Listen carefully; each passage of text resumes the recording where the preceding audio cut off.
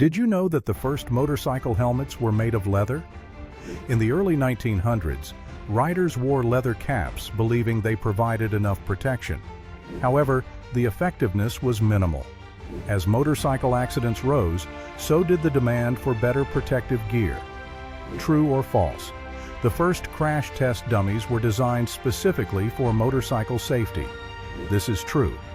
Developed in the 1970s, they revolutionized safety testing by simulating real-life accidents, leading to improved helmet designs and protective gear.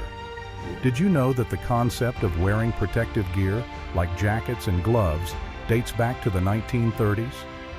Early riders began to recognize the importance of clothing that could withstand abrasion during falls. True or false?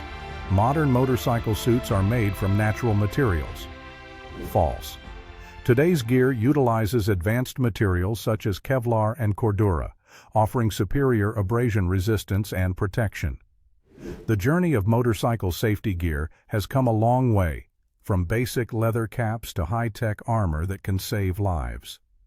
What gear do you swear by for safety? Share your thoughts and experiences below.